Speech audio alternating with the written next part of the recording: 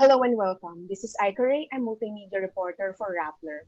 Welcome to the second episode of the Budget Watch webinar organized by Rappler and iLead in partnership with Aral Pilipinas and Synergeia Foundation. Today we'll be talking about how the government is funding distance learning next year. To give us a full view of the sector's budget, iLead's Executive Director Zy-za Suzara will present her analysis of the proposed education funds in 2021. Zy-za, you have the screen. Thanks, Aika. Let me just share the screen. Okay, so good afternoon, everyone. Just a brief introduction about iLead. We are a policy think tank that focuses on policy research, advocacy, and coalition building, business insight, and intelligence. So this afternoon, I will be talking about our analysis of the basic education and the higher education budget.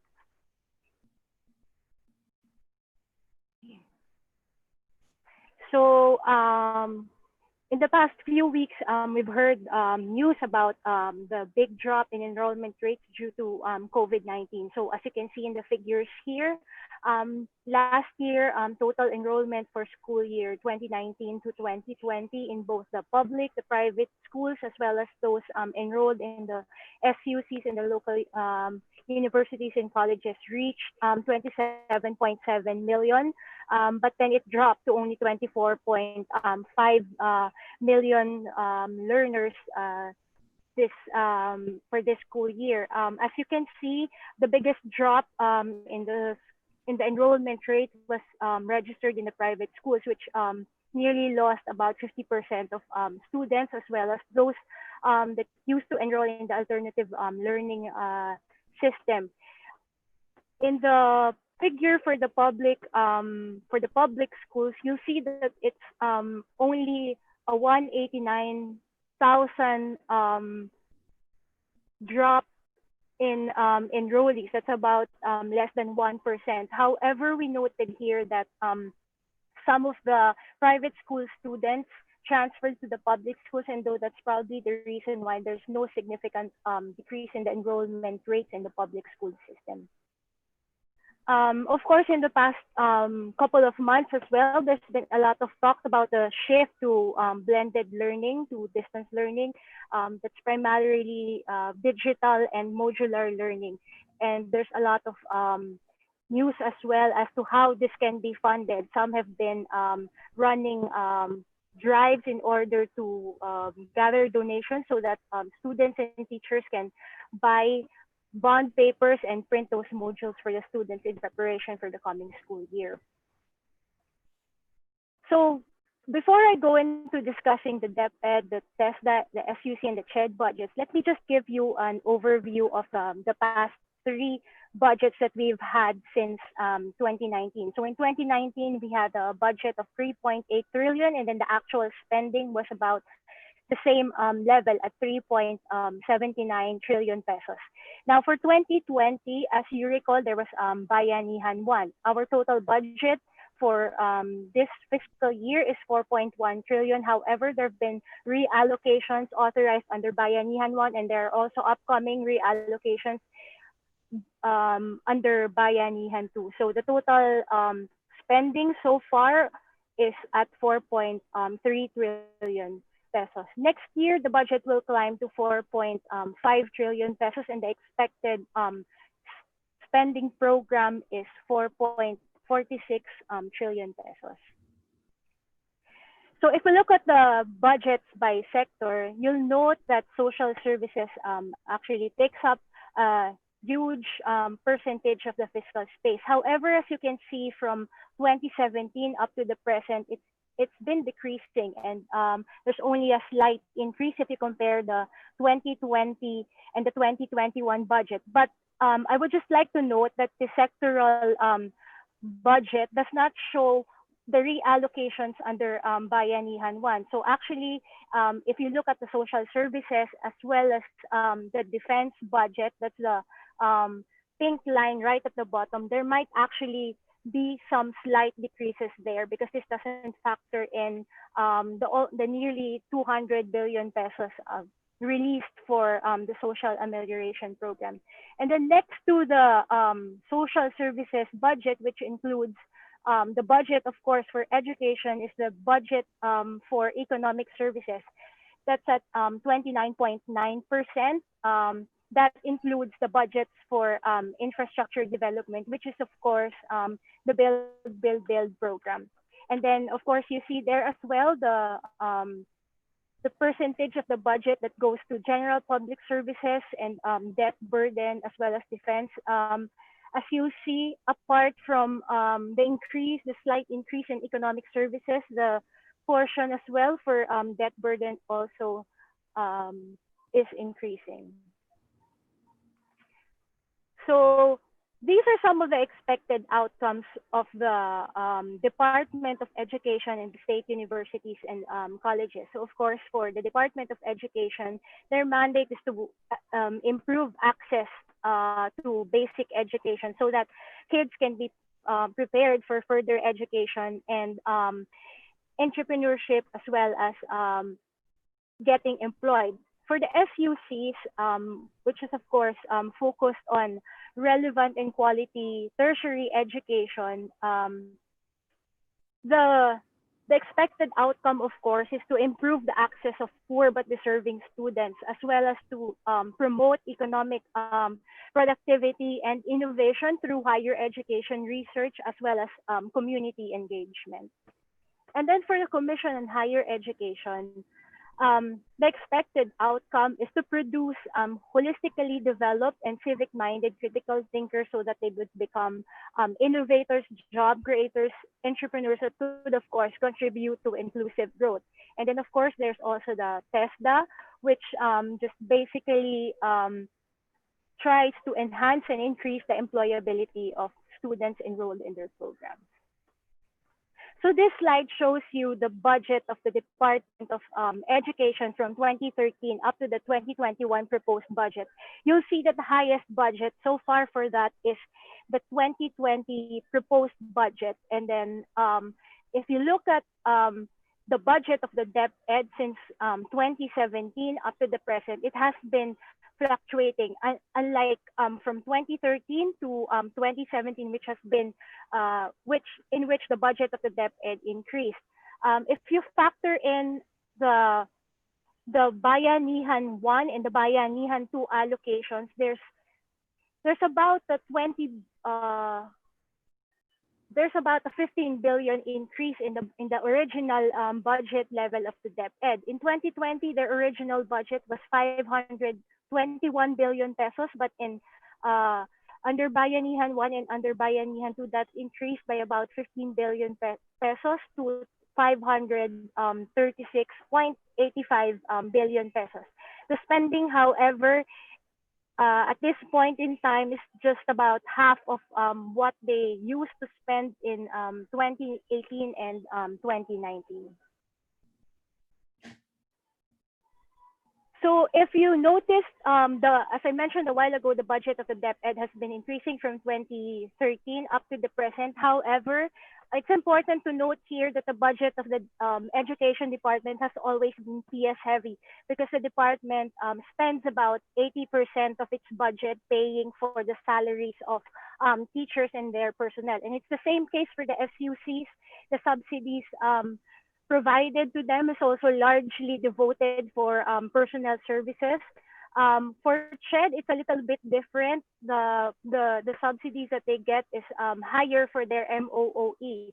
And then for TESTA as well, the subsidies are also higher for MOOE, not PS like the DepEd and the SUCs.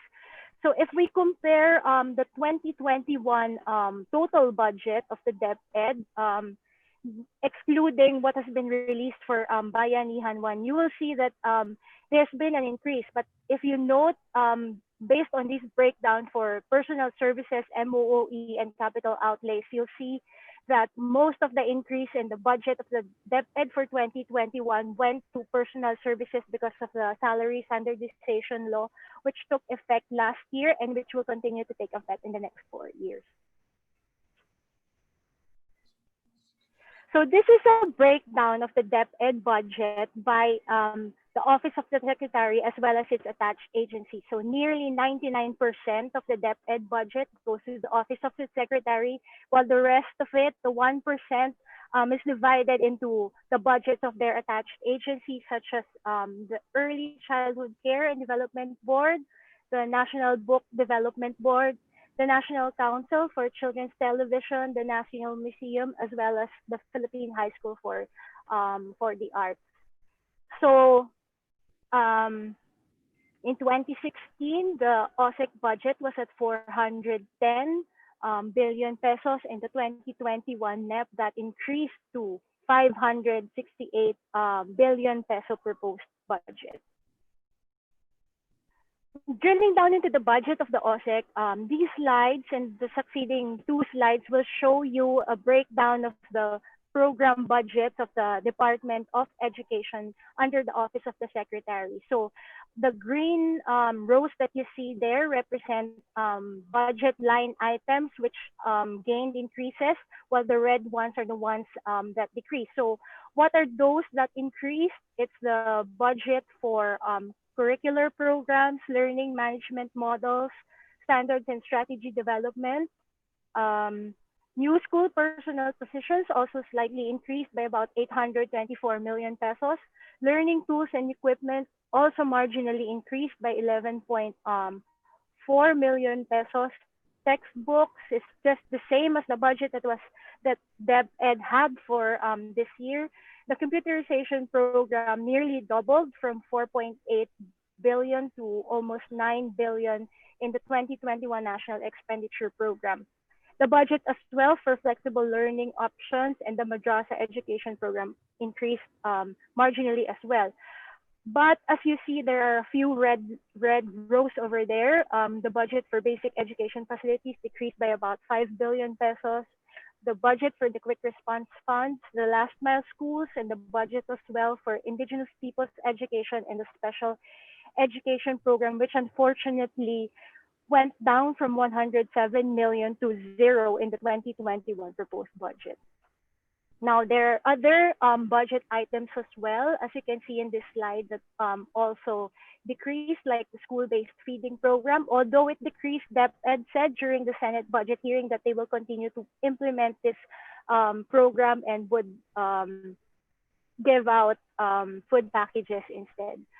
So the budgets as well for the education service contracting program for private high school and private senior high school students decreased as well.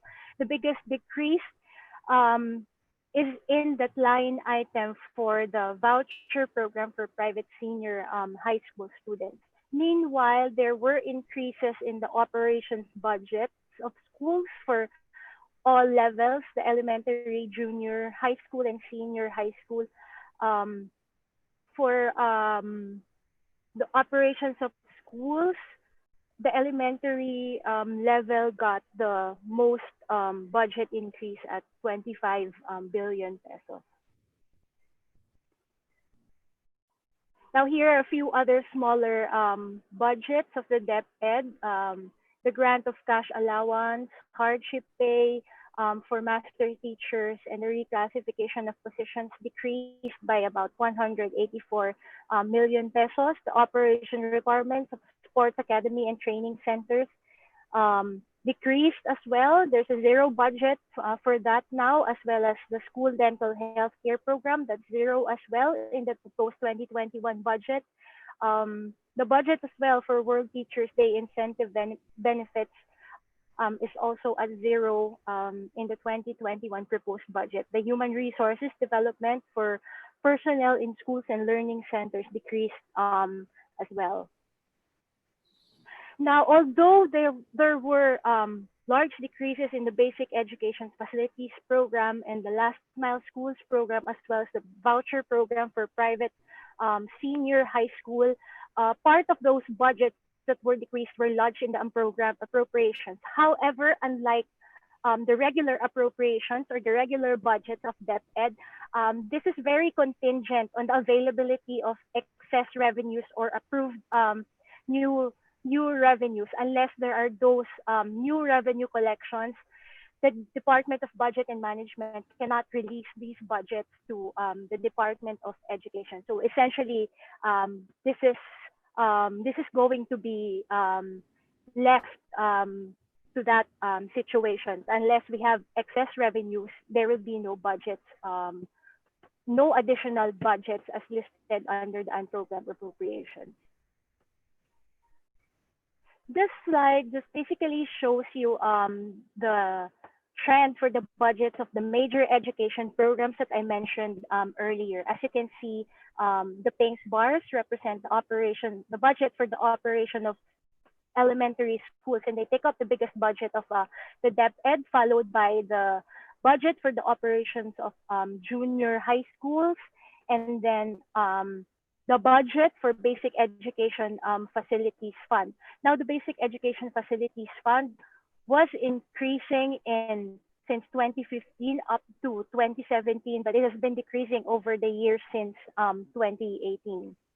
The computerization program, which is but a tiny chunk of the budget of DepEd compared to the operations budget and the budgets for basic education facilities, slightly increased in the 2021 proposed budget.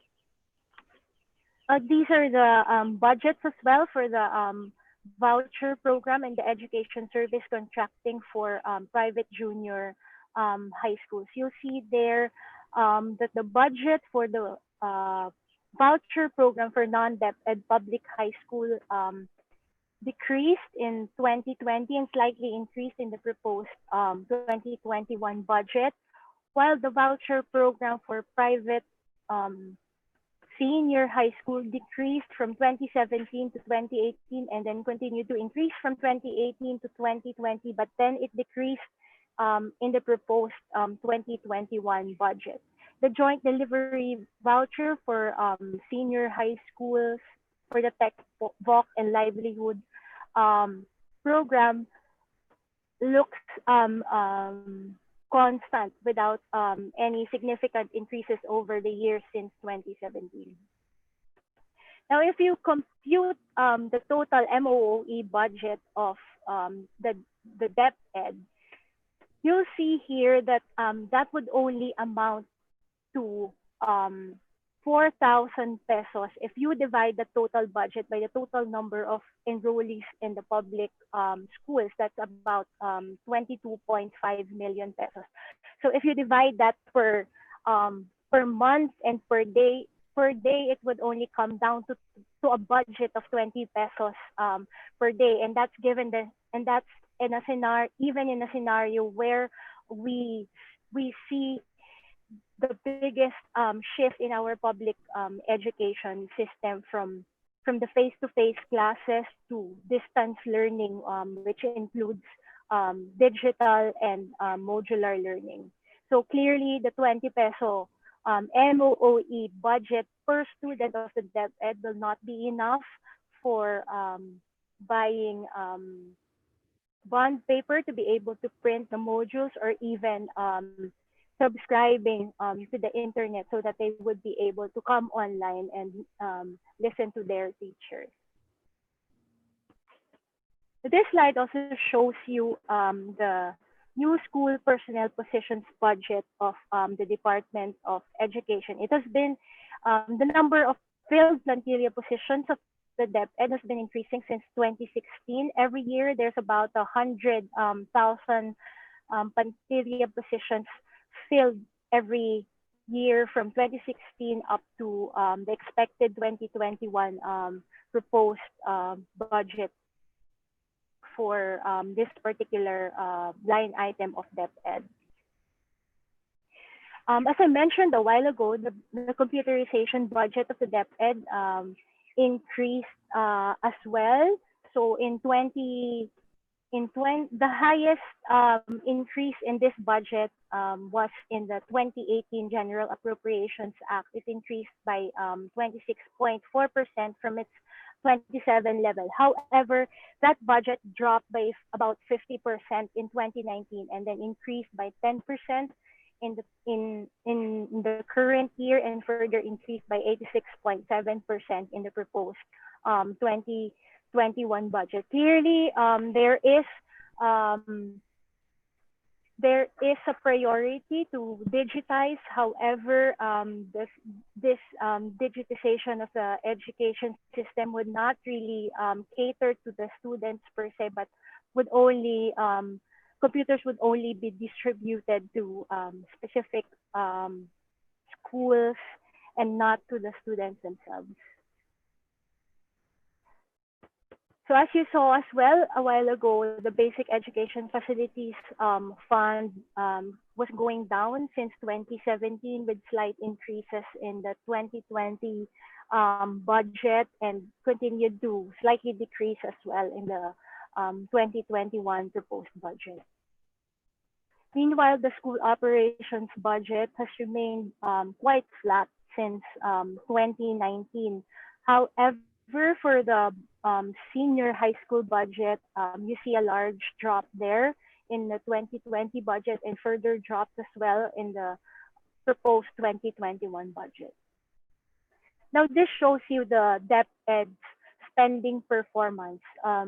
The blue line shows you the obligation rates, which is basically what DepEd has managed to contract out over the years. And then the orange line shows you the disbursement rates, which basically refers to what DepEd has actually paid out. You'll notice that both the obligation and the disbursement rates of the DepEd are quite high, but that's because, as I mentioned a while ago, about 80% of their budget goes to salary, so that's quite easy to disburse every month. Now, this slide shows you the budget levels for the SUCs and the CHED. For the SUCs, it's been growing over the years since 2013. If you notice, however, compared to the CHED appropriations, there's clearly a large increase in the CHED appropriation since 2017. And the largest increase was in the 2018 GAA when the free tuition law was enacted. So for a budget of only 18.7 billion pesos in 2017, the CHED budget grew to about 50 billion pesos and stayed at level until 2019. However, for 2020 and 2021, there's a slight decrease there from 51.4 billion to 47 billion. And then for 2021, there's about 2 billion peso increase in the budget of CHED. Meanwhile, for the SUCs, you see there a 2 billion peso increase as well if you compare the 2020 level with the 2021 proposed level. What's noticeable here, however, is the disbursements of the SUCs, which has been going down since 2019, and it's the same for CHED since 2019 as well. This slide shows you the TESDA budget. It has been fluctuating over the years from 2014 up to 2021. However, if you note, in 2018, the budget of TESDA is at 7.5 billion pesos, and that increased by 5 billion pesos in 2019. So they had a budget of 12.5 billion pesos last year. In the 2020 budget, their original budget level was 12.9 billion pesos, but there was a 1 billion peso increase under the Bayanihan Act. So they have 13 billion, and that level will slightly decrease in the next year's budget. TESDA will get 13.5 peso budget for 2021. Now, in terms of disbursement rates, the 2020 disbursement rate of TESDA is still low. Of course, that's due to the lockdowns that we've had, and so no face-to-face classes as well has been conducted. So that could be one of the reasons why the budget of TESDA, there's a very low disbursement rate of the budget of TESDA. this slide shows you the comparison of the budget of the SUCs of CHED and TESDA for 2020 as well as the 2021 proposed budget.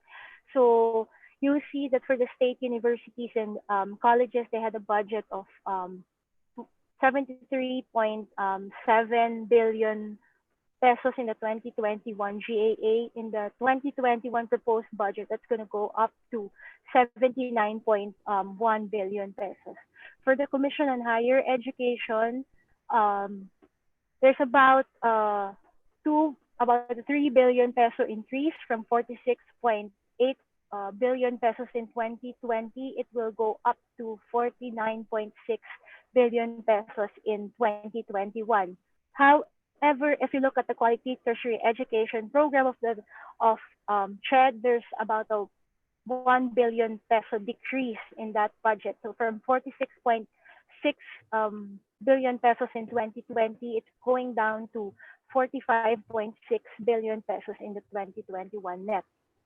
The budget as well for TESDA will increase. The increase will largely go to the technical education and skills development program of TESDA. Now here's the spending performance of the CHED. Clearly, there's been a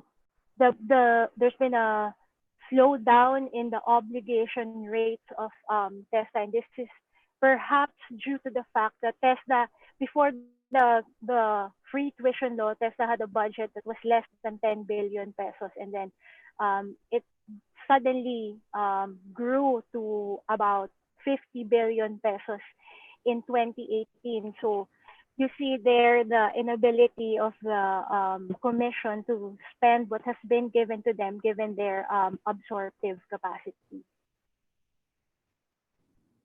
This is for TESDA CHED, spending right? performance, however, is quite good in 2018 and 2019. However, as I mentioned a while ago, there's been a slowdown in that spending for 2020.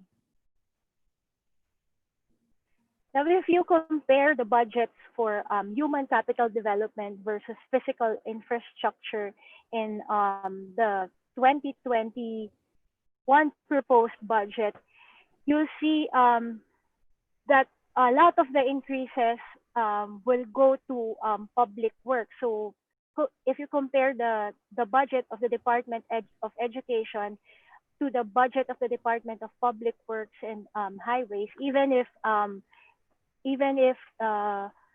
the Constitution mandates that we should be spending higher for education, basic education would still have a lower budget than Public Works, which is at 667.3 billion pesos in 2021. Now, if you add the budgets as well for the Department of Transportation, which is also implementing infrastructure projects, they have about 129 billion pesos for that.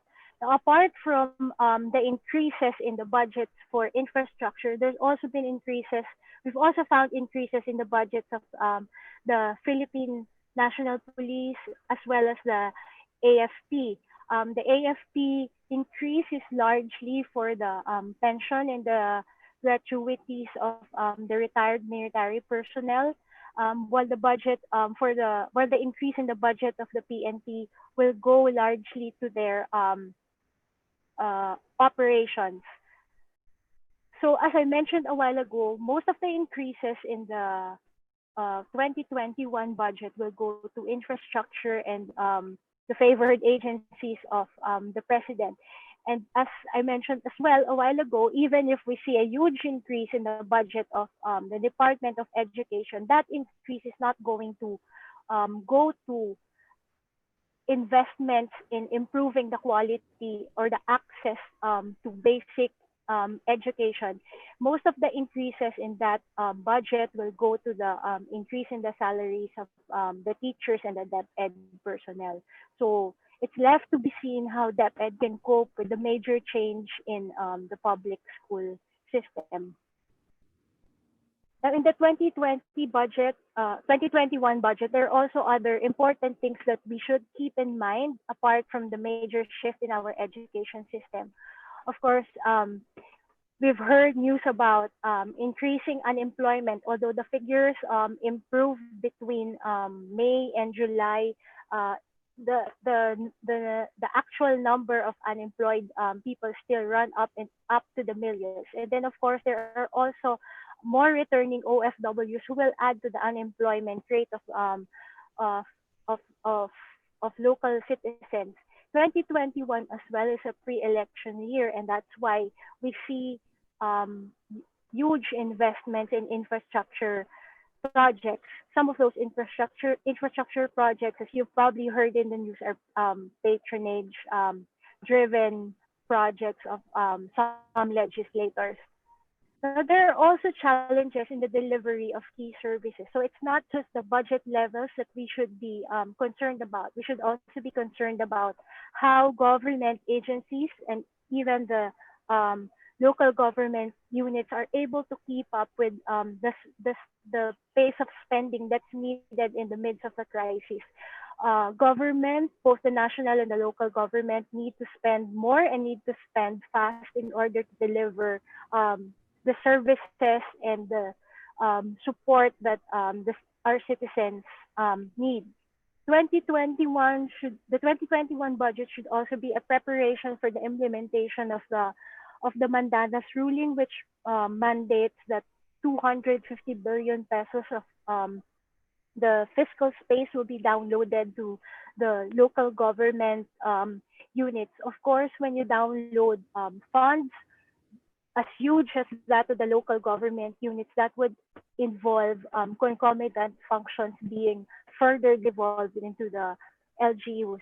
And apart from COVID-19, there are, of course, other emerging infectious diseases that we might be facing. And so our budget should also be ready to respond to possible scenarios like that, as well as disasters that might take place in the rest of the year. That ends my presentation. I'll give it back to Aika.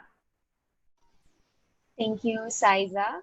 Okay, that was very insightful. So we learned that at least based from the budget of expenditure and sources of financing, that the total education sector would have around 748 billion. So out of that, Zy-za discussed the DepEd budget, CHED, SUCs, and TESDA. So I think a key question that we have in mind right now is how exactly will these amounts be able to respond to the differences in learning systems. So right now we know that DepEd is shifting to modular learning, but it will be complemented by broadcast and online learning. So with that, I'll be asking our guests to give us perhaps an assessment of how they perceived the budget for the education budget for next year. So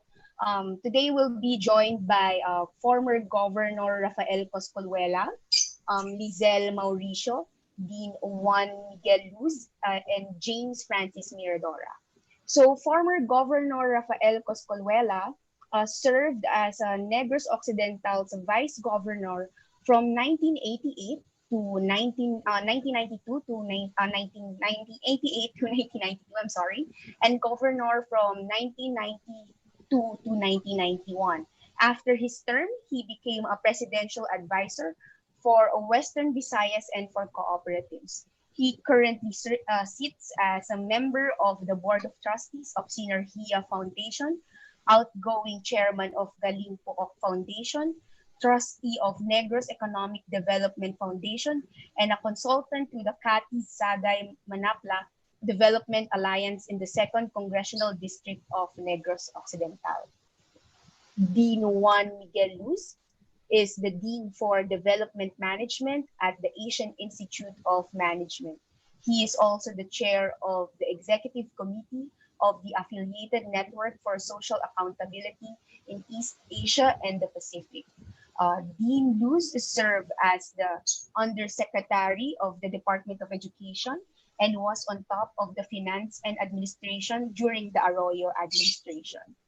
He also served as the president of the International Institute for Rural Reconstruction.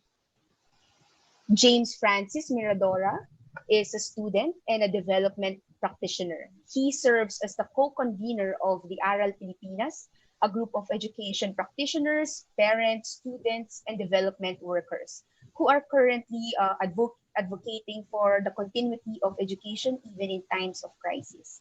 And Ate Liezl Mauricio, she is a homemaker with 3 children, all are in elementary school.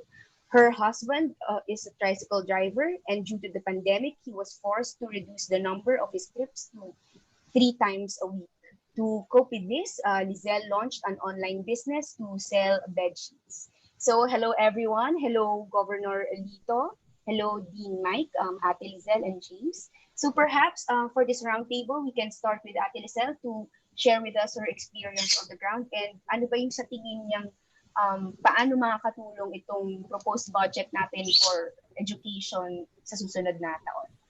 Ate Liezl? Hello po. And napansin ko lang po dun sa graphs kanina, napakalaki po ng increase sa ating education, especially po para po dun sa mga modules ng bata. Pero ang tanong ko lang po, ibig sabihin po ba ng pagtaas ng budget sasapat na ngayong taon? Kasi po kami bilang magulang, ang gusto lamang po namin ay may sigurado na ngayong taon ay hindi po kami gagastos ng husto para po sa darating na pasukan. Kasi ngayon po sobrang nahirapan kami sa pag-ahon dahil nga sa pandemic na nangyari. At nangyayari pa rin hanggang ngayon. Yung modules po, pinagtsatsagaan namin na kuhain sa mga school. Kung malayo yung school, kinukuha po namin. Nag-spend po kami ng time para doon. Tapos po yung compare po natin sa kung halimbawa po na magiging online po ang klase. Kami po kasi, ang gusto po namin ng mga teachers din po na hindi na sana kami gumastos para ngayong taon kasi walang-wala po kaming mapagkukuhaan ngayon. Lahat po kasi naapektuhan. Ngayon po, kung yung mga enrollees po kanina na nakita natin, ang laki po ng ibinaba. Ang sabi po nila dun sa mga nag-enroll ng private dati, nag-enroll daw po ngayon ng public. So ang hinahanap ko po, nasan po yung mga public enrollees? Dahil nga po na hindi rin po nila siguro afford ang online dahil ang akala nila puro online lang, bakit po nawawala sila? Which is sila yung dapat na iniisip natin ngayon kasi po mananatili sila sa laylayan. Babagsak sila lalo kasi mawawala, hindi sila makakapag-aral ngayong taon. Yun po yung iniisip naming mga magulang kasi po kami dito sa amin na ang ginagawa lamang po namin tinutulungan lang po namin yung iba naming mga kasamang nanay dahil online yung enrollment dati. At saka po naisip ko lang din po kung gagawin po nilang online ang enrollment ngayong taon, bakit po kami pinapili pa nung enrollment time? Nung online enrolling, bakit po kami pinapili pa ng mga na pwede naman kami mag-modular kung ikakat lang din nila? And nalaman ko lang din po na dapat nung nakaraan po ngayong darating na 2 quarter, may budget na po para sa module ng mga bata. Kung ikakat po yun, pagdating ng 3rd quarter, mag-o-online na, ano na lamang pong mangyayari sa mga bata? Saan po sila pupulutin kung hindi po afford ng mga magulang? Ang nais lamang po namin sana na yung budget po ng DepEd, mas taasan pa po yung para sa mga modules ng bata. Kasi hindi naman po natin alam kung anong mangyayari sa mga bata after ng 2 quarters Most of all po yan talaga magdadrop. Yung mga hindi na nila kakayanin mag-online class, magdadrop sila lahat. Kasi wala na silang pagkukuhaan Wala na silang katuwang, lalo na maraming mga magulang no read no write din naman na kaya lang naman sila nagpapaaral ng mga anak nila. Gusto lamang din naman nila na makaahon yung mga anak nila na hindi maging kagaya nila. Yun po sana yung mga yung mga nasa isip naming mga magulang na kami po may responsibilidad kami, abinado kami. May responsibilidad kami sa sa mga anak namin bilang magulang nila. Yung responsibilidad sana ng gobyerno bilang magulang ng lahat ng mamamayang Pilipino, wag ipasa sa amin, sa aming mga nanay at sa mga guro. Yun lamang po. Marami pong salamat. Thank you, Ate Liezl. So sabi niyo nga po, no, sana taasan ng module at huwag ipasa yung burden sa inyo pong mga magulang. So, James, siguro baka meron kang gustong maidagdag? Yes, thank you, Aika. Good afternoon, everyone. So siguro una, allow me to introduce the group I represent. So as mentioned by Aika, we are Aral Pilipinas. We are doing consultations to various groups and teachers, parents who have children in basic ed. So basically, kukumustahin namin sila ano ang paghahanda nila ngayong pasukan with the objective of elevating these stories and concerns to policymakers. Now, sa amin sa Aral Pilipinas, no, we want to ensure na hindi malilipat sa mga parents, sa mga teachers, yung costs for blended learning. No? That's why in the recent weeks, habang pinag-uusapan ang 2021 national budget, we are continuously reaching out to Congress to support the Department of Education in the implementation of blended learning. Now, specifically, and as a reaction na rin doon sa presentation, no, we are pushing for a higher budget for flexible learning options because dito manggagaling yung budget for the reproduction of self-learning modules. Ngayon, bakit modules? No? Based sa latest enrollment survey results ng DepEd, around 13 million ang pumili ng modular distance learning. And this is more than half of the total number of enrolled learners. This is reflective of the context and needs ng mga learners sa bansa. Marami pa rin parte ng bansa ang walang access to stable internet connection, electricity even, and there's no guarantee na the government will be able to fully provide the cost for internet consumption. So if we want a blended learning approach that is accessible to Filipino learners, we must support the funding for the production of modules. Siguro yun muna, Aika, for the general reaction on the presentation. Thank you. Thank you, James. Si Dean Mike, I think pwede rin tayong bigyan ng isa pang assessment. Thank you, Isa. Last night when I read the presentation, advanced copy of the presentation, I made some notes. So if you could put those notes up, it'll help me keep on track. Okay, so next, please. I want to start by saying that if we talk about this period and for the next few years, we should not only be looking at this school year. There are 3 disruptions and there are 3 time frames that we should look at if we're going to talk about budget. Okay, the 3 disruptions, disruption number 1 was the postponement of the opening of the school year from June to October. You know, this is we closed the schools in March and we're opening it in October. You know, that's a 6-month period. That's a really long period for kids to be out of school. Normally, it's only 2 months. Now it's 6 months. So that's the first disruption. The second disruption is the change from face-to-face to distance learning. And that disruption is not only for students, but also for teachers. The third disruption is at home. Families are not equipped to have students stay at home to learn. And we don't know what that's going to look like, but I can imagine, and people have talked about this, ang problema dyan sa bahay is pag walang space or walang privacy to study, this is going to be quite disruptive for the kids and for the families. So there are 3 disruptions we need to take a look at. Next slide is we have 3 time frames. We're in the immediate time frame right now, this whole school year.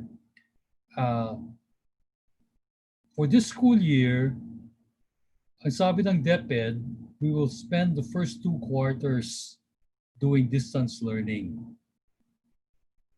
But nobody knows if we will be able to go back to face starting in the new year. It's quite possible that this whole school year will be done through distance education. The second time frame is the next school year, the next 2 school years, the short term. You know, we cannot continue to do distance learning the way we want to do it with packets and going back and forth. At some point in time, we're going to have to get back to face. You know, children who are 5, 6, 7 years old, early primary, you know, they will never learn to read or to do writing or to do arithmetic properly if they don't have face-to-face with teachers. Mahirap mag-distance learn how to read or how to do arithmetic. We're just gonna have to get back to that as soon as we can. But in order to do that, we cannot have classes of 40, 45, 50, or 60 students. We really have to get down to 25 students. I'll get to that point, but in the short term, we have to rethink how to get back to the schools face-to-face. The third time frame is from 2022 to 2025, the medium term. Here we have to really do structural reforms, and I'll go through the structural reforms because if we start doing face-to-face, we're going to have to remake the schools and how the schools are going to be functioning. Okay, so 3 disruptions, 3 timeframes to look at. We shouldn't only be looking at the next year. It's too short. Budgets need to be planned in advance, and we need to have a longer view of how to plan these budgets. Next. Okay, here are the realities. We're gonna have to get to smaller class sizes, and we need to get to smaller school sizes. What do we mean by that? Right now, we're probably around 45 to 50 students per class. If we want to do proper social distancing, we're going to have to get down to 25 students per class. If we get down to 25 students per class, we're going to have to build more classrooms. But if we build more classrooms in the same crowded schools, we're just going to crowd more kids or more infrastructure into smaller spaces. What we need to do is break up the schools so that they are smaller in size.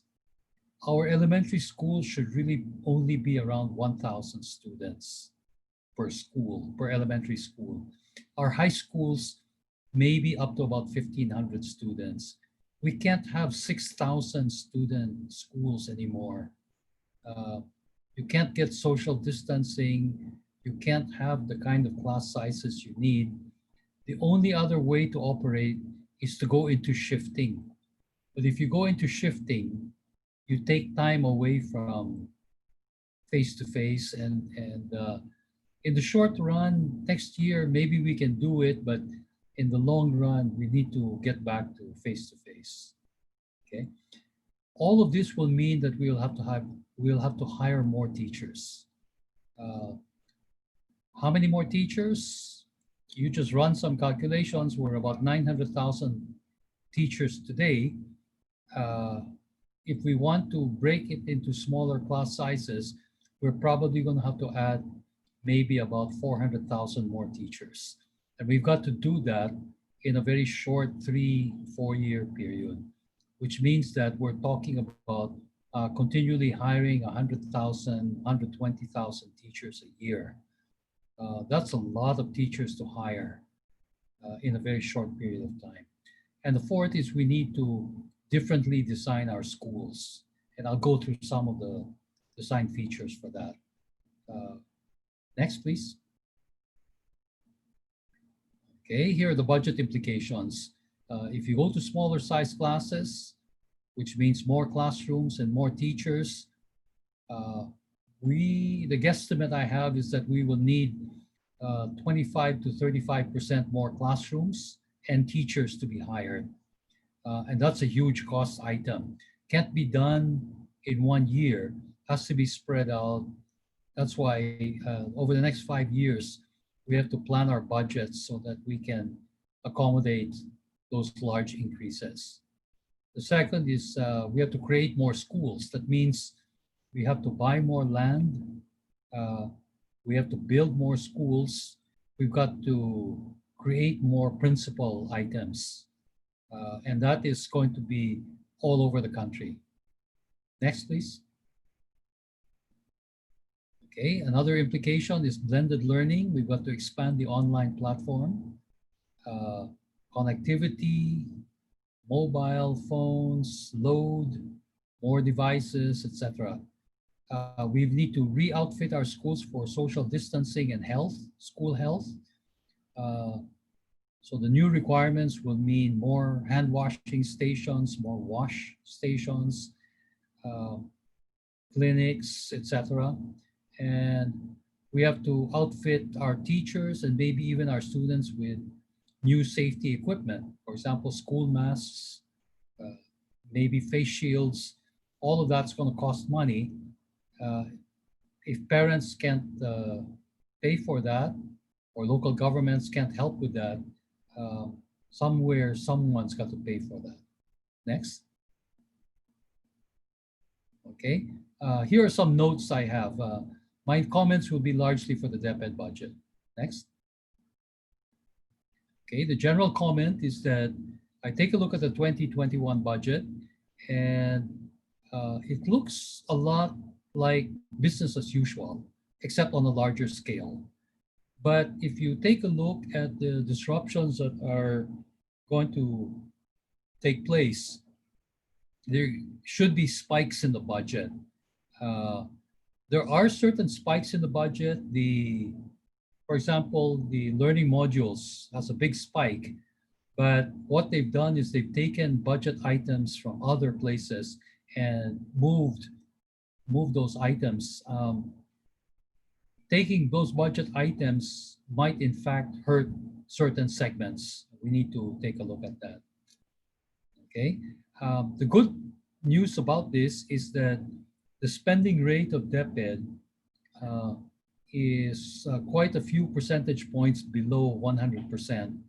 So it still gives a chance to realign. That's a typo. That should be realign funds later if necessary, especially to fund more distance learning materials if needed.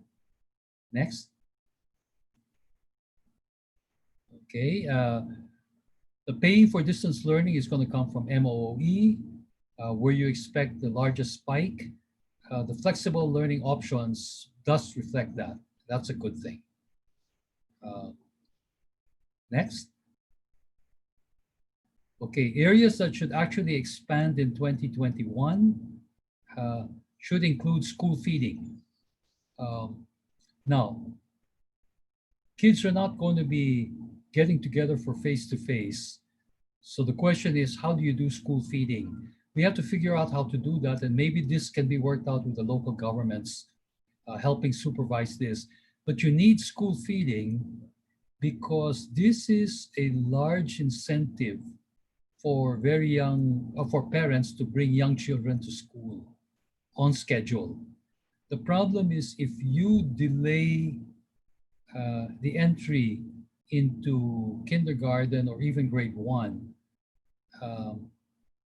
the history shows that the kids who are delayed in entering schooling by 1, 2, or 3 years are the ones who will drop out later on when they get older. That's been the tendency. So if you want to keep kids in school, you've got to get them into school at the right age, and school feeding helps that.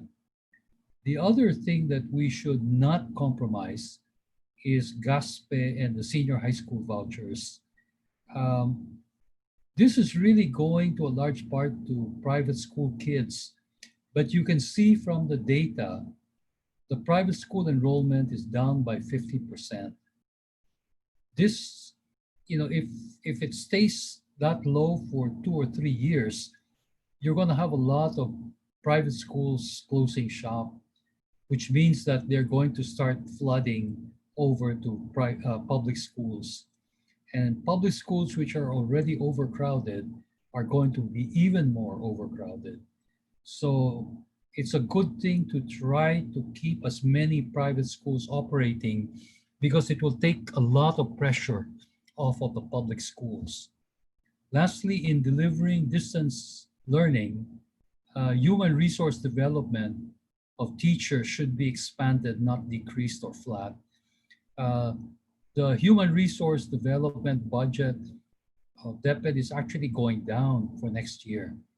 That doesn't make sense considering that the learning curve for distance education is very steep for teachers. They need to be better trained and more trained. We need to spend on that. Next, please. The next slide, please.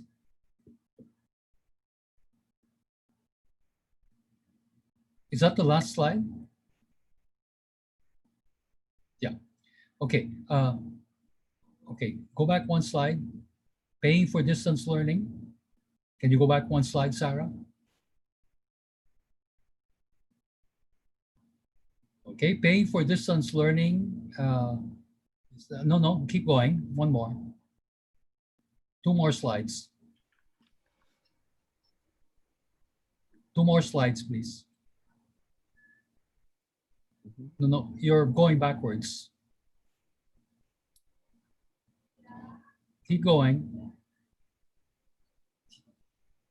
Number 5, please. Number 5. One more. Oh, is that it?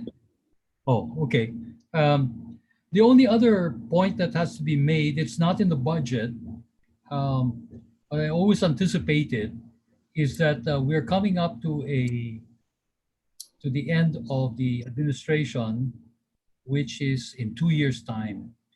And when we get to the end of an administration, there is always pressure to raise teacher salaries.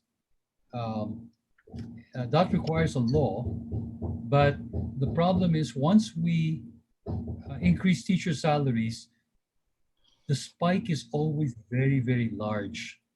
What we should be doing with teacher salaries is actually every year just increasing it by maybe 5% or a short percentage, so that the spikes don't become very large at any one time. This will help in terms of managing the budget in the long run. But I'm anticipating that the year before the end of the term, the populist view is to increase teacher salaries, and then they'll increase it with a large spike. And that's going to be very, very costly. Okay, so those are my comments. It's really largely for the basic education sector. Thank you. Thank you, Dean Mike. That was very insightful, and it really exhausted the items that we need to look at on. So, gov't, you have the screen po. Yeah, thank you. Thank you, Mike, for the insightful presentation. Actually, I'm going to start with a conclusion. And I agree with what Mike said, that the proposed budget for 2021 seems to be like business as usual, ang direction. What we'd like to see is whether DepEd is actually envisioning the next normal for education. The way the budget is being laid out is like we're going to get to be stuck with the new normal, no? Which is what we're facing now. And we're going to be fighting the challenges, on a day-to-day basis. And let me proceed by going back to the realities, no? The challenges that are being faced by our education frontliners at this very moment. As they're preparing for the opening of school, we're looking at the problems being faced by, number one, the teachers. We're getting feedback that many of our teachers are under severe stress, okay, because of the pressure. They have had to scramble in order to make sure that the learning materials are ready and delivered, okay? And they have had to solicit for all kinds of supplies and materials in order to make sure that the learning materials are adequate, okay? Mike also mentioned the need for teachers to be trained. Synergeia Foundation has actually been conducting a series of training programs for teachers in order to prepare them better for the new modalities, okay? But this is not, well, we've also been told, in fact, just yesterday, that DepEd is also concerned about the need for training of teachers, okay? I'm not sure whether that is provided for in the 2021 budget, all right? Second, the parents. Parents, and I'm glad we have a parent here, we're talking of different kinds of parents, no, or situations. Number one, we have OFWs who have expressed concern about, number one, their lack of time to give to the learners. Okay. Number two, their lack of competence in guiding the learners or their children. It's going to take a lot of learning for parents to now begin to take on the role of teachers. Okay. And parents will therefore need to have a lot of training. That is not provided for in the DepEd budget. Synergeia is spending a lot of time and effort to provide for parent training, but this is, just a drop in the bucket. Okay, local governments are helping as well, but there has got to be a national effort to make parents better prepared for the new modalities. Okay, the next problem area is the schools themselves. And I'm glad that Mike mentioned the need to retool or reconfigure the schools. The schools as they are currently built and are not adequate for maintaining the new modalities, right? So there has got to be a long-term view about what our schools are going to be like in the future. And the preparations have to be done now, okay? The next problem is actually yung learners mismo. Are our children ready to become self-learners, particularly in the public school system? The modules are basically self-learning modules. There's going to be much less face-to-face contact, in fact, very minimal face-to-face contact between teachers and learners. And therefore, you have to ask yourself, are the new modalities going to be conducive to self-learning? The teachers and parents have expressed a concern as well. How do we know that our kids are actually learning if we can't even get face-to-face contact with them? How are we going to evaluate the quality of learning that our children are getting? Okay, so the learners need, I guess, much more attention than it would seem we're going to give them. The teachers have also expressed another concern. How do they deliver and retrieve the learning modules so that they can check on the kids. Okay, for urban areas, it's probably not much of a problem. But if you begin looking at the rural areas, teachers are going to have a very difficult time delivering the modules and retrieving them at the right time. Okay, and they're also concerned with the need to protect themselves, during these pandemic times. Uh, all of these concerns are not uh, provided for in the 2021 budget, okay?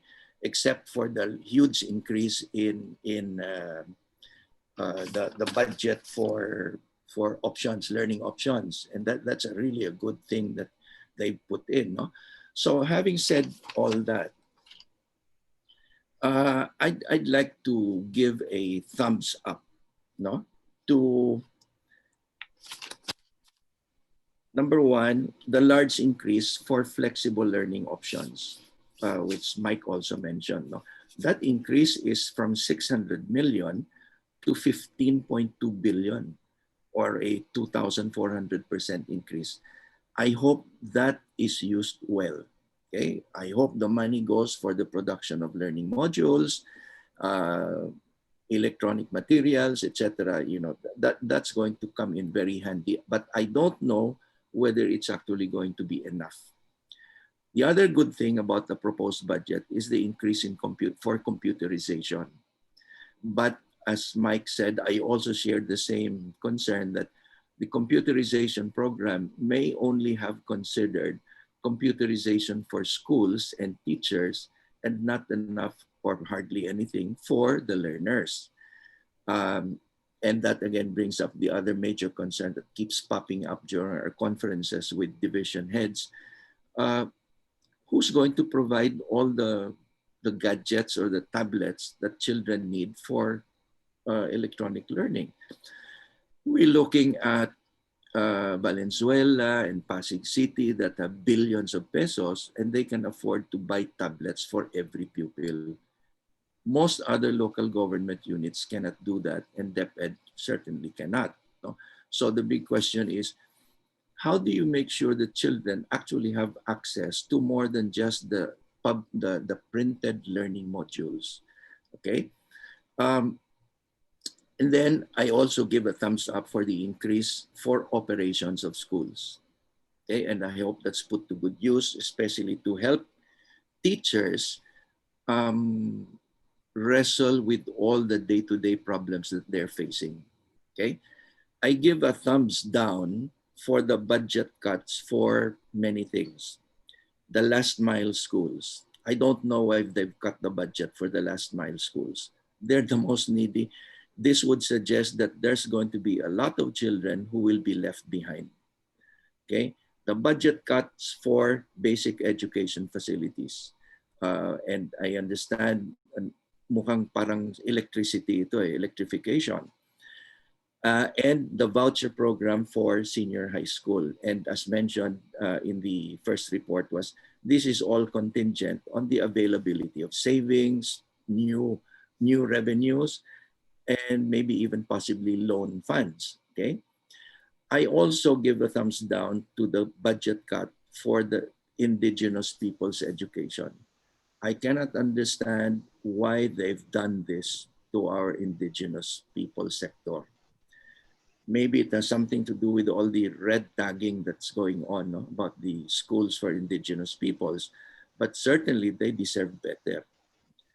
The budget cut also for SPED, for special education, and the budget cut for human resource development.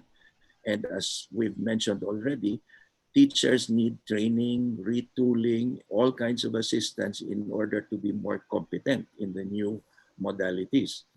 And as Mike also mentioned, the budget cut for the feeding program. We've got to continue the feeding program. We have feedback from here in the province of Negros Occidental that DepEd is actually seriously pursuing the continuation of the feeding program. But of course, there are going to be difficulties. How do you deliver the feeding program if there's no face-to-face in schools? There are ways, no? And that brings up the need for innovations that USEC Nepo Malaluan mentioned, and I'll come to that in a bit. We're also concerned about the low expenditure rate. In spite of the fact that DepEd has a huge budget, it has not exhibited the ability to spend the money at the right time. Okay, so we could end up having a lot of money earmarked for many things, but just sitting there not being used. DepEd has to find a way to be more efficient in using the budgets allocated for it. Okay, so I'll end by going to what Yusek Nepo Malaluan mentioned to us yesterday in a session that we had with him. And he mentioned 5 concerns that we ought to pay attention to. And the first one brings us back to what Mike earlier talked about, the need for retooling schools, redesigning school buildings, etc.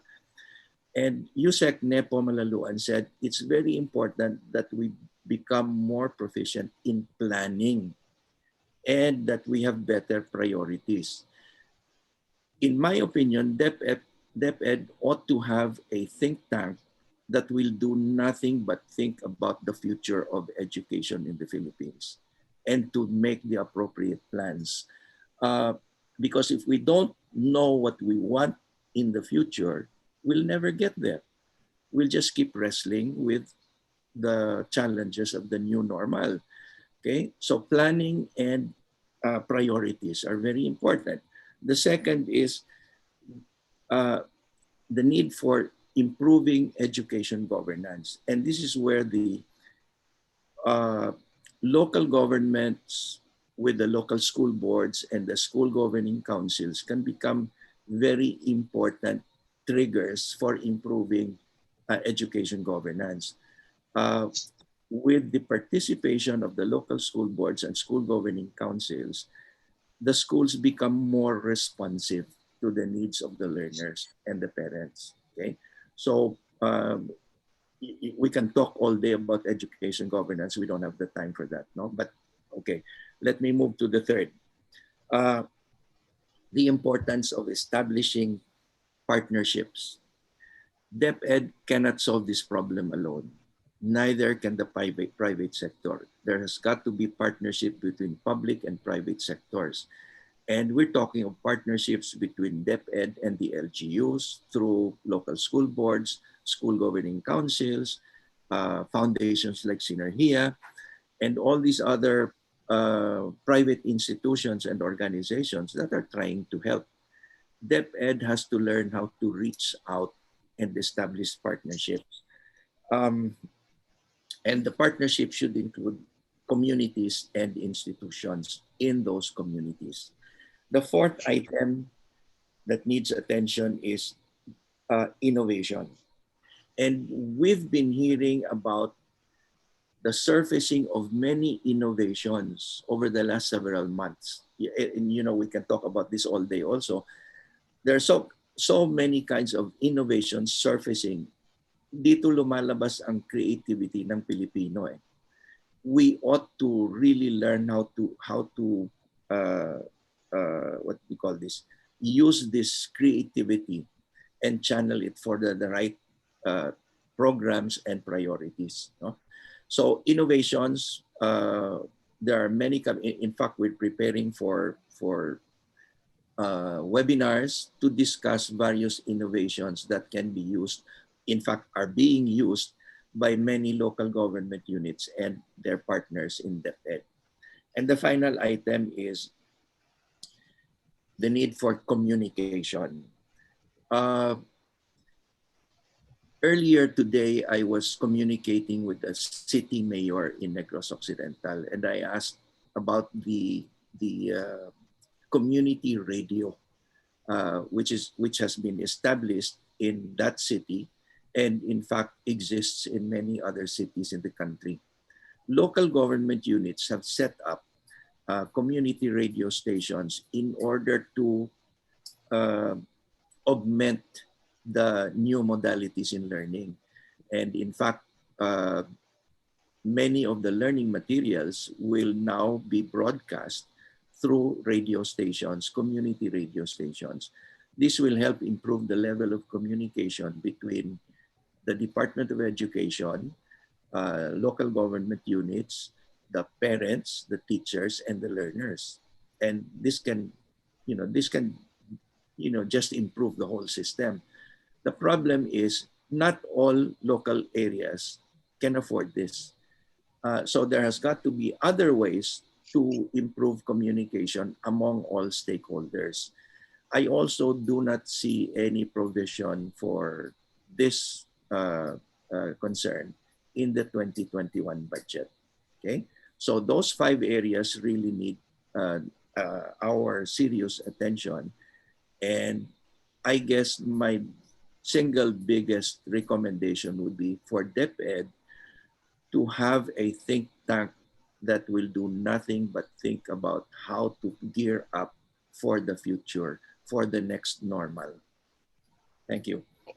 Thank you, Governor Lito. No? Siguro I'll just take off from the modules part, which was covered by almost everyone.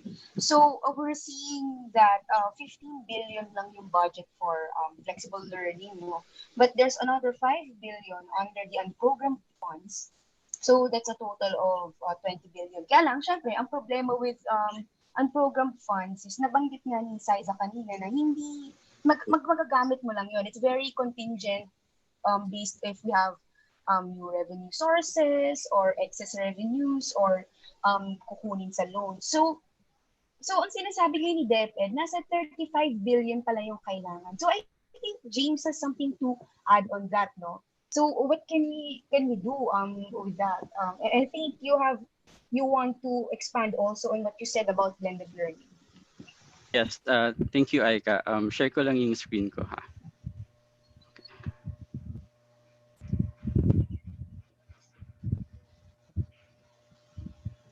Can you see my screen? Wala pa.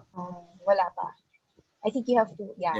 Yeah, sir. Okay, so going back to the presentation ni Zy-za kanina, no, na from the 2020 merong 600 million na allocated for the flexible learning options. So dito kasi kukunin yung budget for the reproduction of modules.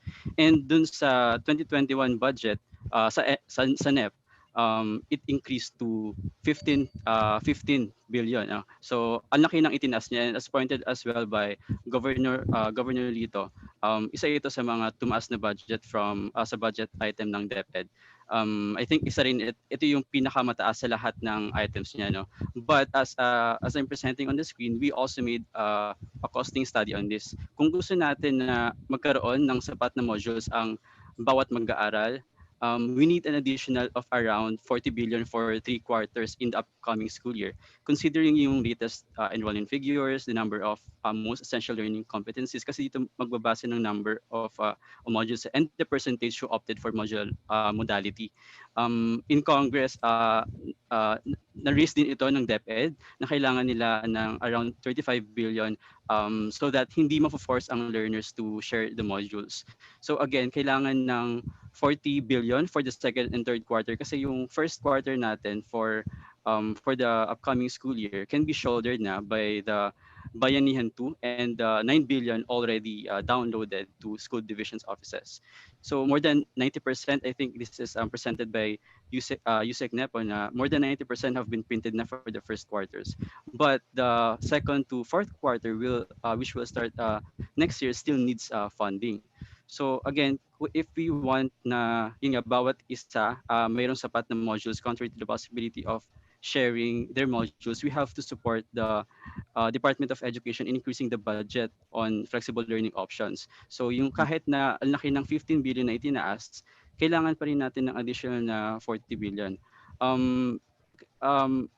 We're focusing on modular distance learning because for us, this is an opportunity for the poor, no, and disadvantaged learner to continue in their education. Kumbaga, ito na lang yung fighting chance nila to not to be left behind because of this pandemic. So if Congress hears us, hopefully we can increase more the budget on the flexible learning options to sufficiently fund the reproduction of self-learning modules.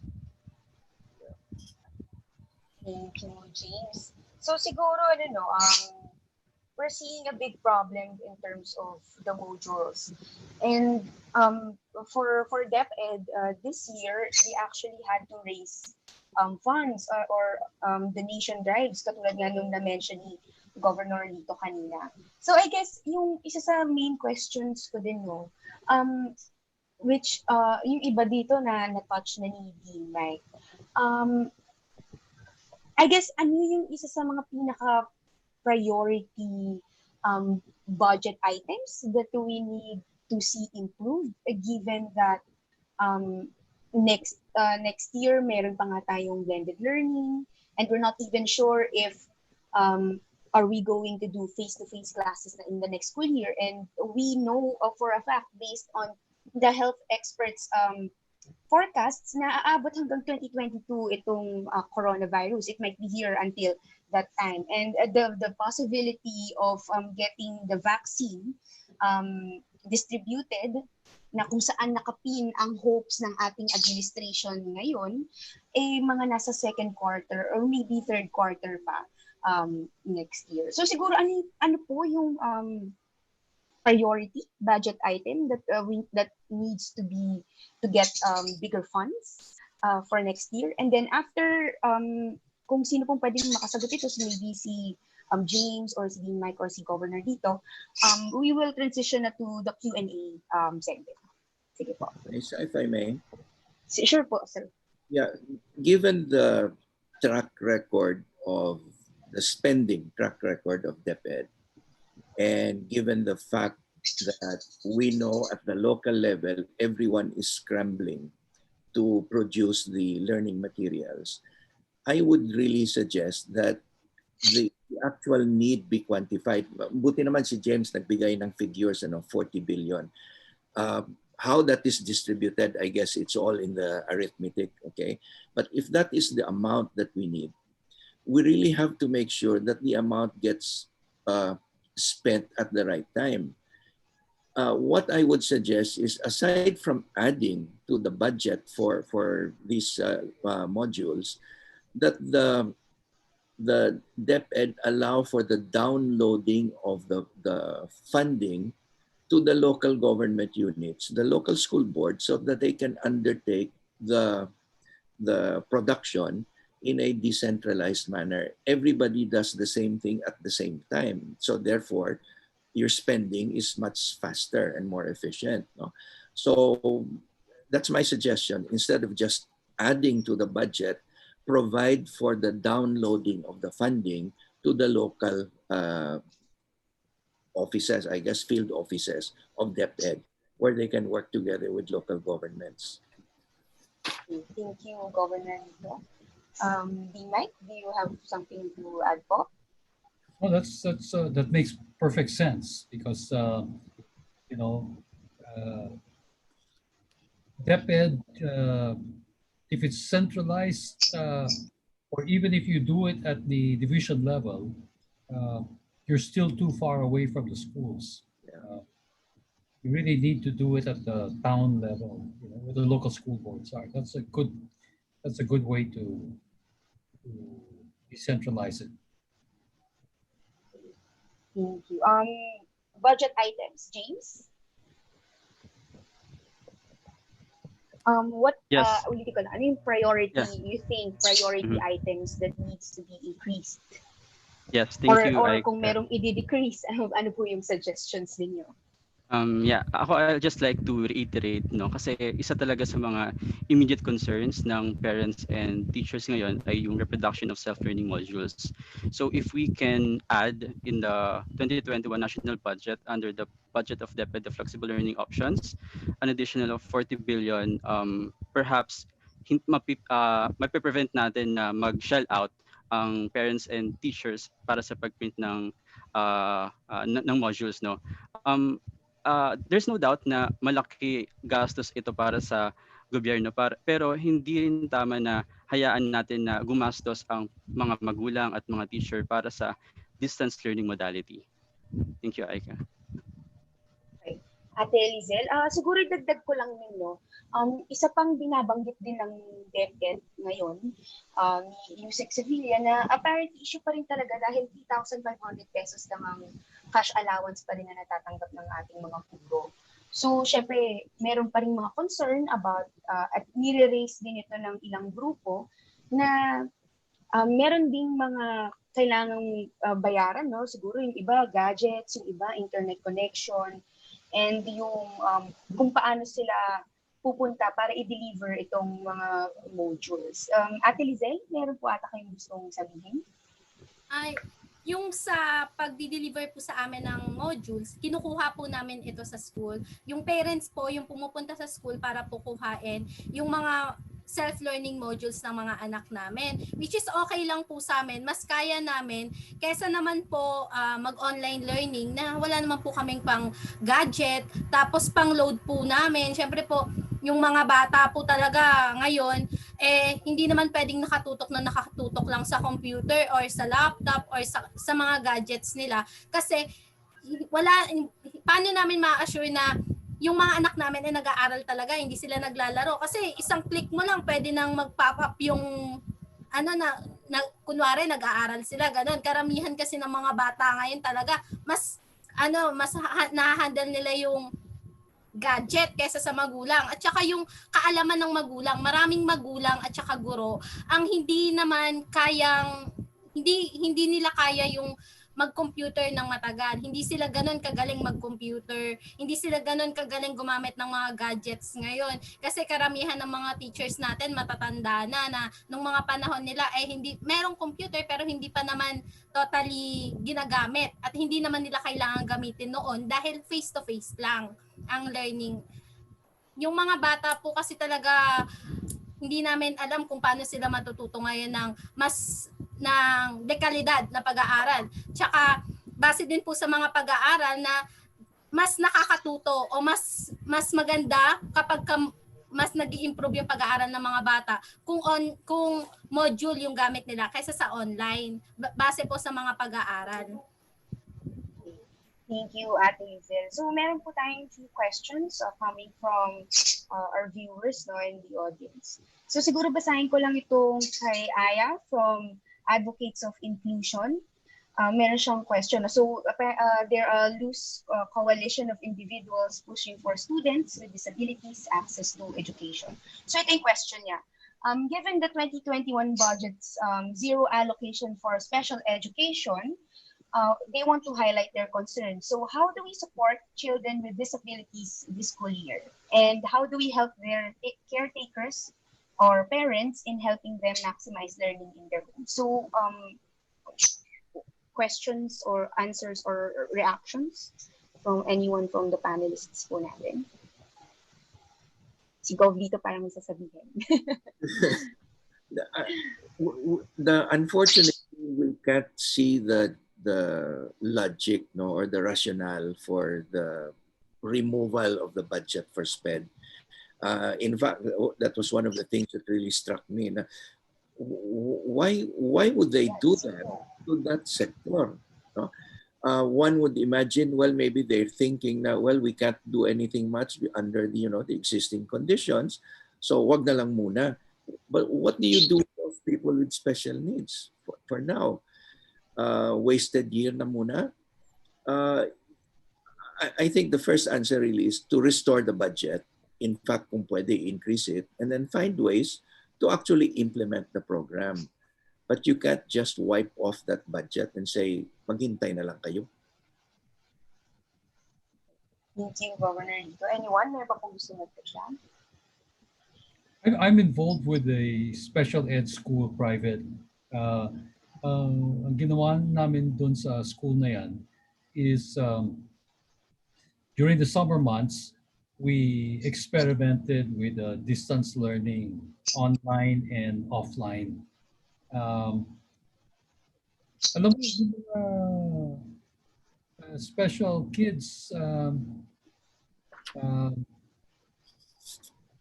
with parents who are helping them, kaya nila to do distance learning. We aren't able to meet face to face. So now, of course, ang problema dyan is that half the kids, half the parents are not able to join. But the other half are able to, and so we are continuing with it. We've already started the school year. It's already the second month, and so far so good. I mean, it's possible. We're sharing it with other special ed schools to encourage them to try it also. So, but I agree. It shouldn't be a wasted year, and parents are, for special kids, the schools was another way of keeping them engaged. Otherwise, kung nasa bahay lang sila and they're not doing anything, it can also be very disruptive. Thank you, Yeah. James. Yep. If I may add to that, Aika, no. I agree. No, we have to meet learners where they are.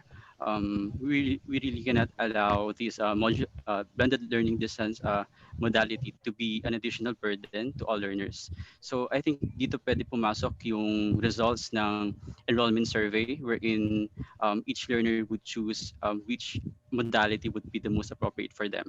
So we have to address the lack of budget on special education. So this is another thing aside from the modules that we have to pursue in that next year's budget. Next question. This is from an anonymous attendee, no? So medyo forward-looking, this question. Given that either more teachers need to be hired or we risk delaying some students, do you think we can consider a fully automated Coursera-like education system instead? Again? Do you think again? Fully automated Coursera-like education system. So, ano siya, asynchronous learning. Yeah.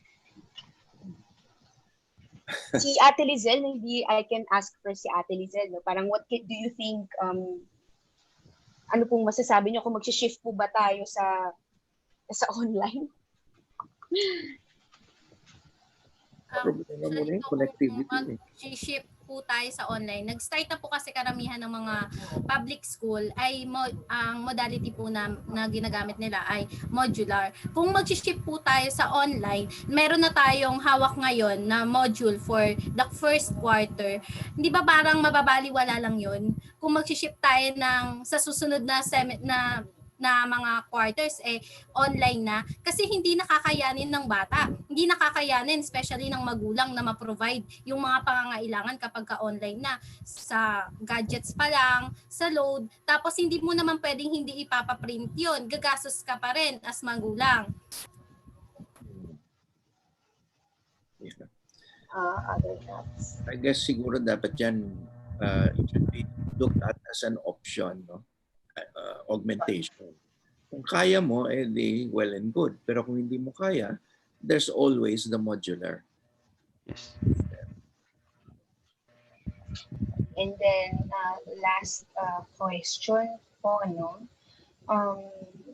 this one involves more on the local government side. So, ito po, from Maria Regina Corazon Sevilla Sigal. Since not all LGUs are considered equal, and SEFs are dependent on special education funds, are dependent on the local finances and economics. Would it be possible to put up increased budgets for FLO's implementation in LGUs, which may not as much budget from SEF as support to learning continuity? Which may not have as much budget from SEF. So, mas maraming budget po ba daw ang kailangan ng mga field offices, lalo na kung hindi sila nakakuha ng kalakihang pondo sa SEFs, sa Special Education Fund, na nanggagaling sa tax proceeds ng LGUs? Yeah, yung mga municipalities talaga may problema. Maliliit lang kahit yung SEF nila. Very small, no? It hardly makes a dent in, addressing all the needs. And we also should consider the possibility that the SEF is going to decrease next year. Again, because of the economic slowdown, no? People may not be inclined to pay, real property taxes on time. And in fact, some local government units are providing for a moratorium in the payment of real property taxes, and that includes SEF.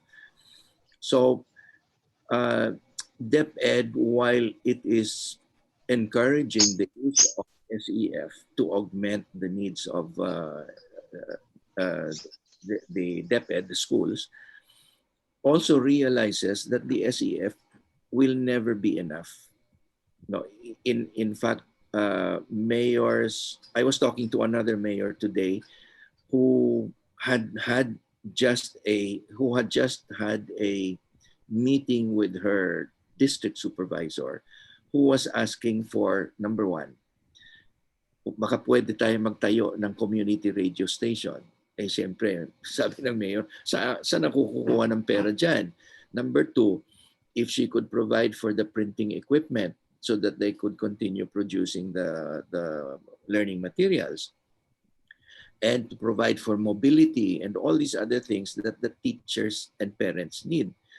Eh, sabi ng mayor, we only have so much SEF. We have to prioritize. So there's really a big question is, what should you spend on with the money that you have? Okay.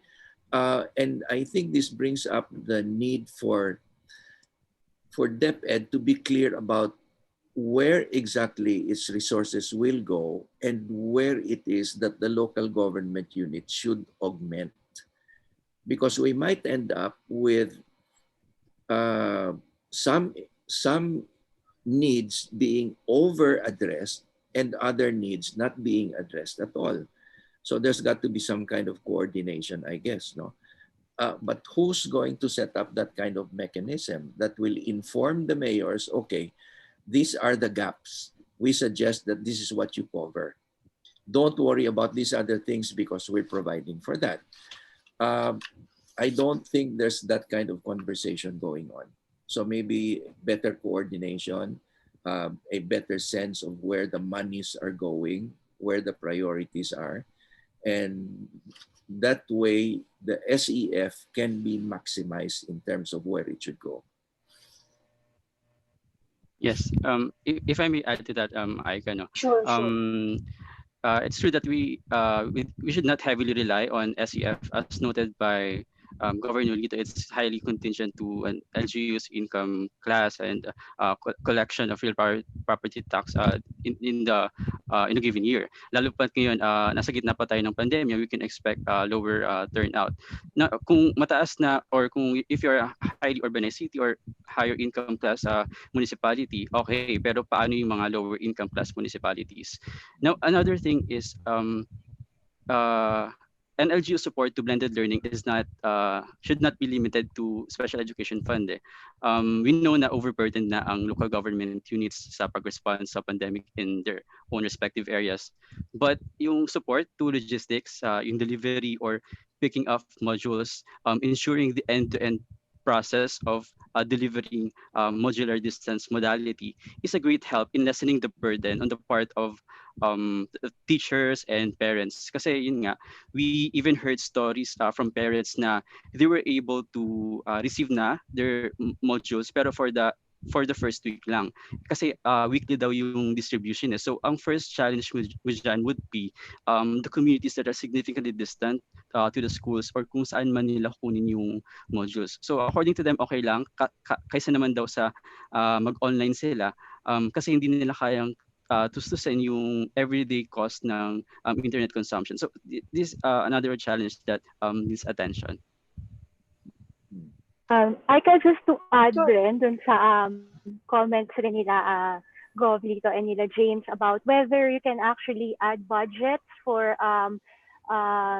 modular learning and blended learning dun sa mga LGU, especially yung low income. I think the real question is not really whether we can add or not. The question is really, will the national government provide additional support? Kasi it's a question of priority.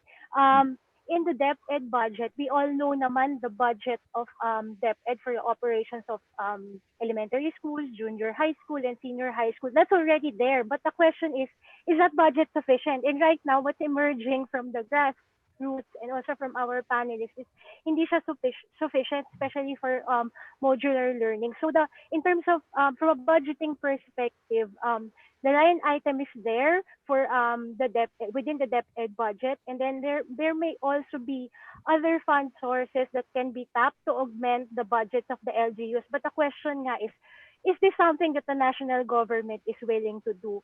And this also relates to the question kanina about the zero budget for SPED. Certainly, we can always, as citizens, certainly we can always push for it to be restored. So if sila, Aya, if I got that right, can also lobby for the restoration of the budget for SPED para things like the best practices that Dean Mike talked about a while ago can perhaps be replicated. But of course, that can only be replicated if we have a budget for it. Kung zero yung budget, edi wala tayo pareho-pareho magagawa. So maybe that's also something that can be considered by Aya's advocacy. Okay po. Dahil po sa pinag-uusapan yung budget and prioritization, nasa constitution naman po na dapat ang ating education ang may highest budgetary priority. So sana po i-prioritize nila yung may mga hawak ng pondo, i-prioritize nila yung para sa education kasi wag nilang tignan na gastos. Tignan nila bilang isang investment para sa mga susunod na panahon tayo din naman ang makikinabang para doon. Kagaya naming mga magulang, nagbabudget din kami sa pang-araw-araw namin pangangailangan. So meron kaming pina-prioritize na bago namin i-distribute yung pera sa ibang bagay, meron kaming priorities, may mga priorities kami. So sana gawin din ng ating gobyerno na i-prioritize yung education, which is dapat naman talaga na i-priority. Yeah. Okay, thank you, Ate Liezl. Thank you, everyone. Siguro last words na lang po, no? Dahil kulang na po tayo sa time. Actually, sobra na po tayo. So maybe I can ask for last words, parting words as we end this webinar.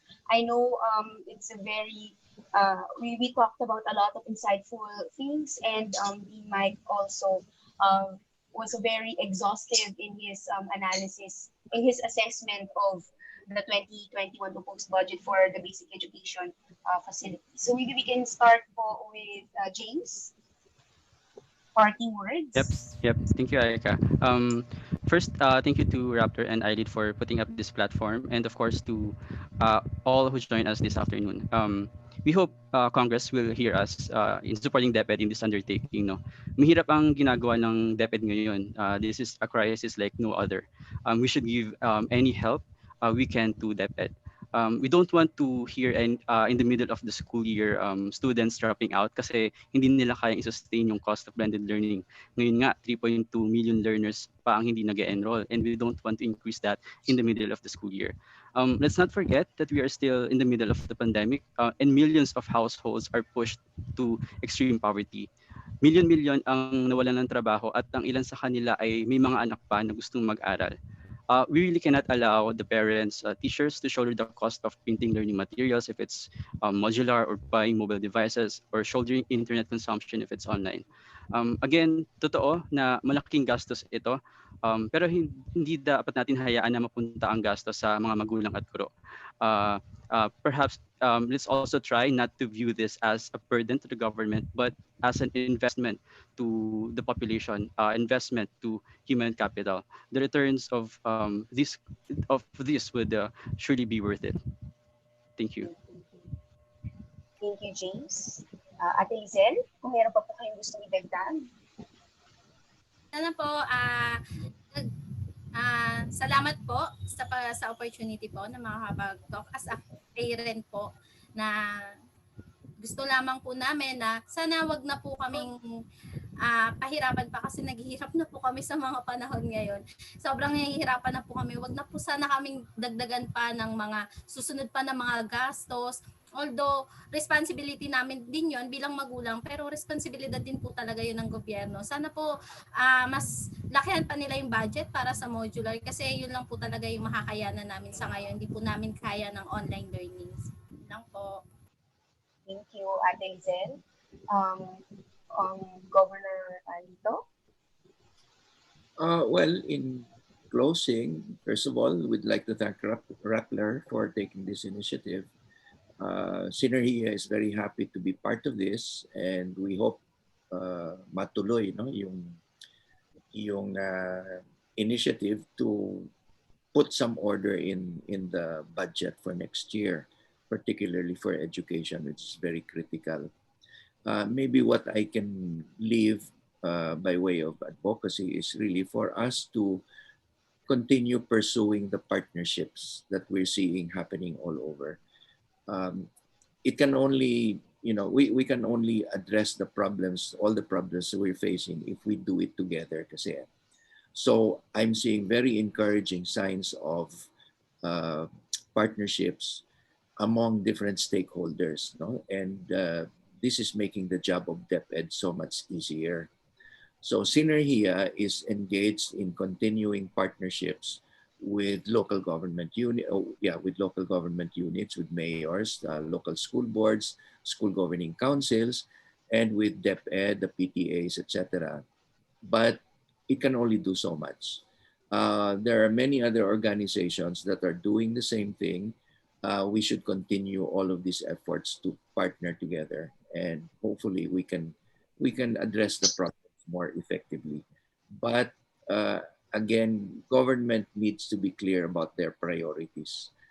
I can be very critical about the other budget items placed in the 2021 budgetary proposals, but we don't have the time for that. There are so many items there that I feel are not necessary or advisable at this time. So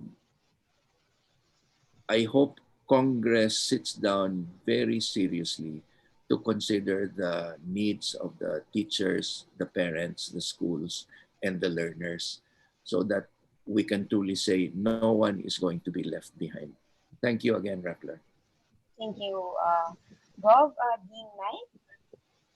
Yeah, I just want to thank Rappler and iLead for putting this together, and to Synergeia for being part of it. I'll just add my own thoughts to the discussion. In closing, I agree with all that's been said, but looking forward and looking to the medium and longer term, I think what we need to do, and I agree with Governor Lito, is together with DepEd, we should really reimagine what the new normal for education is going to be like.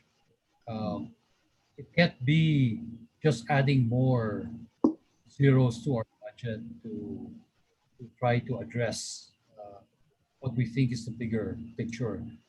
Things are changed, and we need to, just as things are being restructured, we need to also rethink how we do things. The new normal for education is going to have very, very different ways the schools are going to be organized. We're just going to have to deal with that, and there's cost implication, and we should already start planning that as early as now, even though we're not going to see that budget for the next 3 years or so.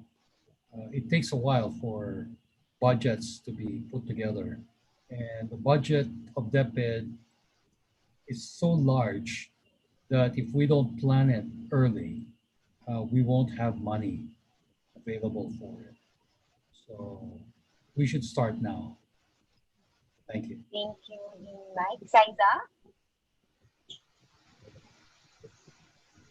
Yeah, as Dean Mike said, it's not only a matter of increasing the zeros in the budget, but actually trying to restructure and reprioritize the budget line items that are already there in the DepEd budget. And beyond that, I think national government also has a responsibility to look into reprioritizing the budget as a whole, such that it serves the needs of the most underserved, especially the parents of the learners themselves, the teachers, and of course we have a host of other issues. So kailangan rin siguro bukod dun sa pagtingin sa budget lang ng DepEd, tingnan natin rin sa kalahatan ano ba talaga yung itsura ng 2021 budget, kasi that's the only way we can try to find out which budget items can perhaps be set aside and delayed for implementation in the next few years, so that we can fund what's really more urgent for 2021, given that there are no signs of the pandemic actually ending unless there's a vaccine available to all of us.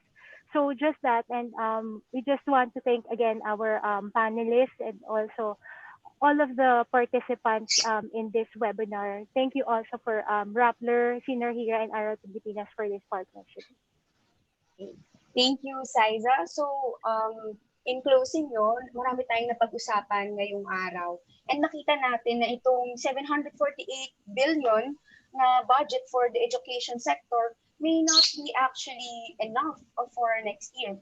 At ang nakikita natin for this budget ay para siyang business as usual, at nabanggit nga ito ng ating mga panelists kanina.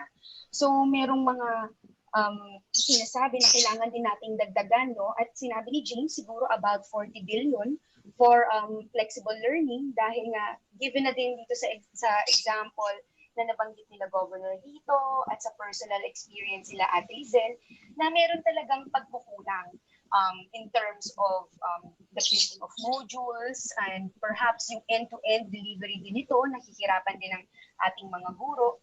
And meron din tayong long-term view na kailangan din tignan maliban dito sa ating issue ngayon ng kung ano yung kinakaharap natin in the next coming months, ano yung mangyayari for next year, 2021, sa susunod na school year, and sa mga susunod pang taon, dahil nga hindi naman talaga pa natin alam kung kailan matatapos itong pandemya ito, no? So, thank you everyone for joining this webinar. And as we see, the prioritization in the national budget for next year is in the Congress court. So, bahala na sila kung paano natin makikita kung ano yung susunod na budget, no? And kung titingnan ba natin ano yung ipa-prioritize nila, dahil nga based sa mga suggestions at sa mga hearing na nangyari. And we're seeing that House is targeting the budget, the 4.5 trillion 2021 budget, to be passed in the lower chamber in October, and the Senate when it returns in November, no? So ano ba yung makikita natin for the education budget? Right now, I think we are in a wait and see mode, and till then, malalaman ba natin kung talagang ang education system natin at ang ating mga learners ay meron ba talagang mali-left behind? So with that, thank you so much for tuning in the second episode of the Budget Watch webinar organized by Rappler and iLead in partnership with Aral Pilipinas and Synergeia Foundation. Thank you for tuning in. Thank you. Thank you. Thank you, everyone.